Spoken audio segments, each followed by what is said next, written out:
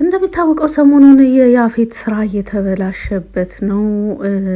የስራ የመበላሸት መንስኤ ያላቸውን እንግዲህ አብረውት ሲሰሩ የነበሩትን ወይዘሮ ሉሊትን ጨምሮ አንዳንድ ሰዎችን እየያዘ ነው ያለው። ወይዘሮ ሉሊት ይህን በመፍራት ሰሞኑን ከቤት ወጥታ አታውቅም ነበር። ነገር ግን ከያፌት ማምለጥ አልቻለችም። ሰላም ሰላም! ውድና የተከበራችሁ የለዛ ሚዲያ ቤተሰቦች ለቻናሉ አዲስ ከሆናችሁ ሰብስክራይብ በማድረግ እንደዚሁም ቪዲዮውን በላይክ መጀመር አትርሱ። ሐረግ ድራማ ቀጣይ ፓርቲ ይዤላችሁ መጥቻለሁኝ። እስከ መጨረሻው ድረስ አብራችሁ ለመቆየት ሞክሩ። እንደሚታወቀው ካሳለፍናቸው ፓርቶች ላይ ወይዘሮ ሉሊት ያፌትን በመፍራት ምክንያቱም የመጣው እጽ በእጹ ተመሳሳይ እጽ ሳይሆን ኖርማል ዱቄት እንደሆነ ስትሰማ የተረከበችው እሷ ስለነበረች ያፌትም ከእቃው ጋር የተያያዙ በዋጋ መስማማት ዙሪያ ላይ ያው ግዴታ አለቃ ስለሆነ የሚስማማው ገንዘቡ በግማሽ የተከፈለ እንደነበረና እንደዚሁም እቃውን ከተረከቡ በኋላ እቃውን ተረክብ ያለው ገንዘቡን ሙሉ ለሙሉ አስገባ በማለት እንግዲህ ወይዘሮ ሉሊት ለአለቃዋ ኢቭን እሷ ያፌት መሆኑን አታውቅም። አለቃ ነው እንግዲህ ለእሷ።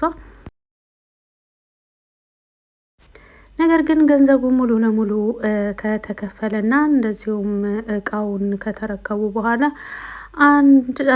አንዳንዶቹ ኖርማል እጽ ሆነው ሌሎቹ ግን በተመሳሳይ ኖርማል ዱቄት ለምግብ የሚውሉ ዱቄት መሆናቸውን የደረሱበት ሌሎቹ የሉሊት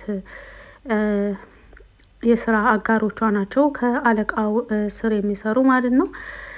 ነገር ግን እቃውን በዋናነት የተረከበችው እንደዚሁም ነገሮችን ከመሰረት ጀምራ ስትከታተል የነበረችው ሉሊት ስለሆነች ለዚህ ነገር ተጠያቂ እንድትሆን ተደርጋ ሰሞኑን ሲያሳድዷት ነበረ። ካሳለፍነው ፓርት ላይ ታሪኩ በር ድረስ ተከታትሏት ሄዶ ነገር ግን ወደ ቤት ውስጥ ስለገባች ቤት ውስጥ ገብቶ ማውጣት እንደማይችል እሷን ስላወቀ ዛሬ ቀኑን ሙሉውን በቤቷን የዋለችው ከቤት አልወጣችም በማለትም ለያፌት ሲነግረው ቤት ሄደህማ ልታስፈራራት እንዳትሞክር በማለትም ተነግሮታል ታሪኩ።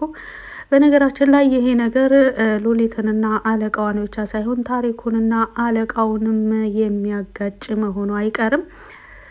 ምክንያቱም ሰሞኑን የያፌት ስራዎች በብዙ ነገር እየተበላሹበት ነው። ሌላ ደግሞ በዲያራም ጉዳይ እንግዲህ ናታን አንዳንድ ነገሮችን በተለይ ደግሞ የዲያራ ናታንን እየተከታተለችው ነው። ዲያራም ናታንን ከናቴ ጋር አስተዋውቃለሁ በማለት ደስተኛ ሆና እሱን ለማስተዋወቅ እየተሯሯጠች ነው። ነገር ግን እናትየዋ ናታንን በጭራሽ በጥብቀት ነው እየተከታተለችው ያለችው። እንደምታውቁት ካሳለፍናቸው ፓርቶች ላይ ዲያራና ናታን በሆነ ቦታ ተገናኝተው እየተጫወቱ ሳለ የዲያራ እናት ደውላለት ለማንም ሳትናገር ወደ ተላከልህ አድራሻ በፍጥነት እንድትመጣ በማለትም ነግራው ነበር ወይዘሮ ትዝታ ለናታን። ናታንም በወቅቱ ዲያራ ከሱ ጋር ስለነበረች ልጄ ደግሞ እያናገርከኝ ያለሁት እኔ እናቷ መሆኔን እንዳትሰማ ሌላ ሰው አስመስለህ በፍጥነት እፈልግሃለሁና ነው የተባለው። እንግዲህ ናታን ለምን እንደተፈለገ እንግዲህ ከቀጣይ ፓርቶች ላይ የምናየው ይሆናል። ነገር ግን የናታንን ጀርባ በሙሉ ለሙሉ ማጽናት ትፈልጋለች። እንደሚታወቀው የወይዘሮ ትዝታ ባለቤት ህይወቱ ሊያልፍ የቻለው በእሷ ምክንያት መሆኑንም እንግዲህ ልጇ ፊት ለፊቷ ተናግሯል። የልጇ የጸባይ መቀየር ይሄ የቤዚ አዲሱ ፍቅረኛ ማለት ነው። የእሱ ከ5 ዓመት በፊት ነው ወንድምሽን ያጣሽው በማለትም ለዲያራ ሲነግራት ነበረ።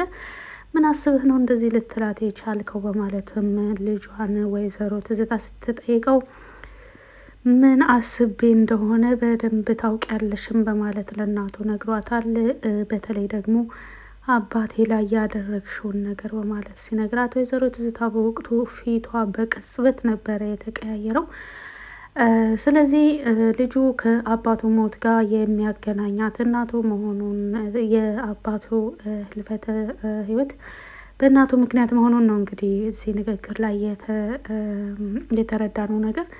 ስለዚህ ናታንንን በምን ሁኔታ ትቀበለዋለች የሚለውን እንግዲህ አብረን የምናይ ይሆናል። እንደሚታወቀው ዲያራም ወደ ሌሎች ጓደኞቿ ለመሄድ ዝግጅት ላይ ነበረች።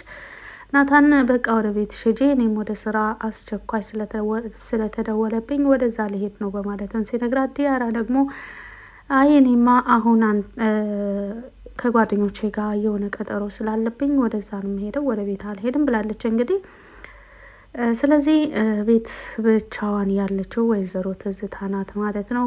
በናታን ላይ ምን ታደርጋለች የሚለውን እሱን ለማየት ሁላችንም ጓጉተናል። ሌላ ያፌት ክስ ተመስርቶበታል። እንደሚታወቀው የቆየ ፋይል የተዘጋ ፋይል ነበረ። ነገር ግን አሁን እንደ አዲስ ፋይሉ ተከፍቶ በሱ ዙሪያ ማጣራት እየተደረገ ነው።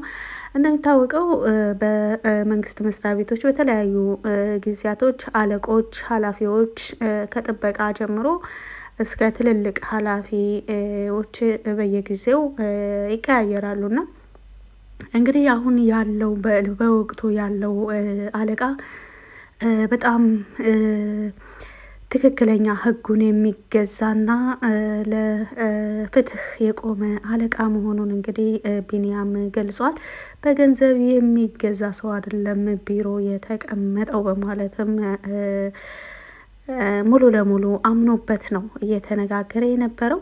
እንደነዚህ አይነት አለቆችን ፈጣሪ ያብዛለን። እውነት ለፍትህ የሚፈርድ ለፍትህና ለህዝብ የሚሰራ በማንኛውም የስራ ተቋም ላይ ያስፈልጋል ለህዝብና እንደነዚህ አይነት ኃላፊዎቹን ያብዛልን እላለሁ በዚሁ አጋጣሚ።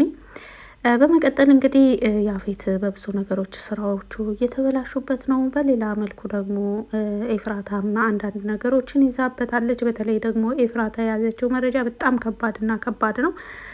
መረጃው ከእሷ ጋር ብቻ ሳይሆን ከነ ጽዮንና ከነ ዳጊም ጋር እንዳለ ኢቭን ምናልባት እሷ ላይ ተነቅቶ ስልኳን እና እንደዚሁ ስልኳ ውስጥ ያሉ ፋይሎችን እንኳን ድሌት ቢደረጉ ከጽዮንና ከዳጊ ስልክ መደለት አይችሉም። ስልክ ስል ደግሞ የአቤልን ጉዳይ አስታወስኩኝ። አቤልም እንደሚታወቀው በያፌት በማሳበብ ባለፈው ያፌትን ሰው አጥቅቶት ነበረ። እሱን ያደረገው አቤል ሆኖ ሳለ ነገር ግን ዳጊን አንተ ነህ ብዬ አሴታለሁ በማለት እያስፈራራው ነበረ ጽዮንን ወደ ራሱ ሲያቀርብ የነበረው። እንደሚታወቀው ዳጊም አጣብቂኝ ውስጥ በመግባት በሌላ አቅጣጫ አጎቱ ያፋጥጠዋል። ሌላ ደግሞ በዚህ ደግሞ ጓደኛው አቤል እያስቸገረው ነበረ። በጽዮን አማካኝነት ወደ መፍትሄ ሄደዋል። እንግዲህ አቤል ከአጥቂነት ወደ ተጠቂነት ተሸጋግረዋል። እንግዲህ አንዳንዴ ያጋጥማል። መሸነፍ ለራሱ ትምህርት ስለሚሆን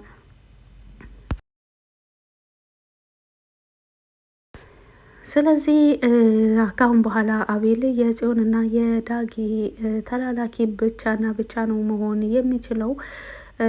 ብዙ ነገሮችን እንደያዙበት ነው ያወቀው። በዚሁም ላይ በአቤልና በቢንያም መካከል ያለው ነገር እንደዚሁም በአቤልና በጽዮን መካከል ያሉት ነገሮች እየተሻሻሉ ይሄዳሉ ብዬ ተስፋ አደርጋለሁ። ወይዘሮ ገነትም ባለችው መሰረት ከልጇ ቤት ፊት ለፊት እንግዲህ ጉድለት እየሰራች ልጇን ስትወጣ ስትገባ እያየች ነው።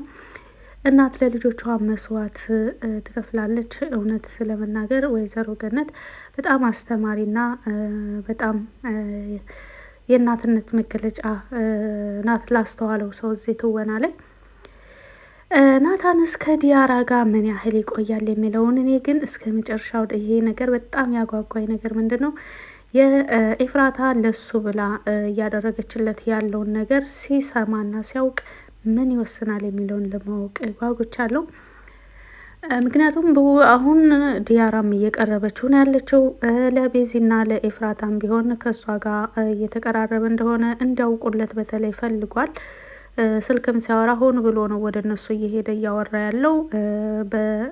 ለቢንያምም በግልጽ ነግሮታል። ኤፍራታ ደግሞ የገነትን እናትነት በዲኤንኤ ምርመራ ማስመርመር እፈልጋለሁ ብላ ከሐኪም ቤት ተደዋውላ ነበረ። በዋጋ ዙሪያ ላይም እንደዚሁ ዋጋውን ጭምር ነግረዋት ነበር።